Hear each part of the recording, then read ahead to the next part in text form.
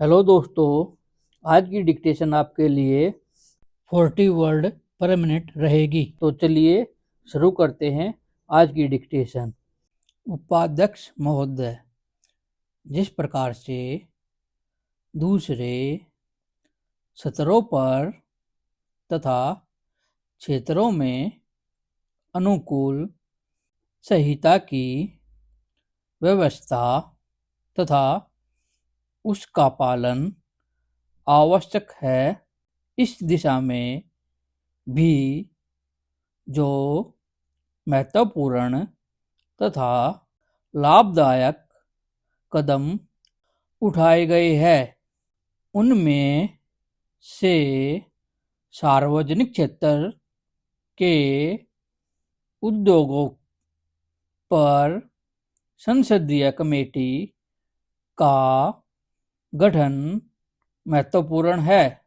परंतु इस संबंध में यदि कार्य का स्वस्थ विकास करना चाहते हैं तो कमेटी के क्रियाकलापों पर संसद अनावश्यक हस्तक्षेप न करे। अतः इस कमेटी द्वारा एक निश्चित विधान द्वारा कार्य हो। इसके लिए संसद केवल नीति संबंधी प्रश्नों तथा समालोचनाओं तक ही अपने को सीमित रखे। यही सब लोग द्वारा भी अनुभव किया गया है। तत्पश्चात सार्वजनिक क्षेत्रों पर नियुक्ति कमेटी का यह दायित्व होगा कि वह प्रशासनिक तथा व्यापारिक प्रश्नों पर यूनिटी द्वारा निर्धारित नीतियों पर गहराई से सोचे। संसद के पास पहले ही इतने कार्य होते हैं कि वह यूनिटों के सब पहलुओं का परीक्षण नहीं कर सकती। इसीलिए यह सारा कार्यभार कमेटी पर ही हो जाता है।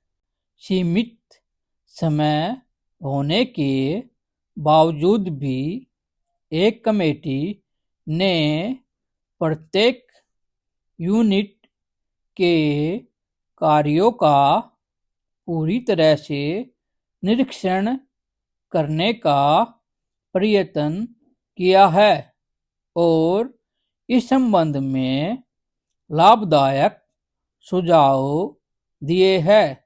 विस्तृत प्रश्नावली भेजने के अतिरिक्त कमेटी के सदस्यों ने योजनाओं का तत्कालिक निरीक्षण भी किया है।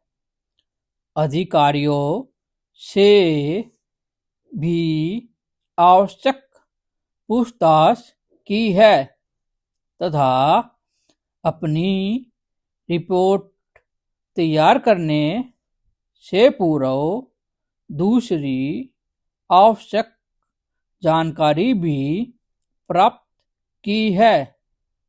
इस प्रकार से यूनिटों में जहाँ कहीं सुधार की आवश्यकता रही है, कमेटी इस बारे में महत्वपूर्ण भूमिका अदा करती रही है।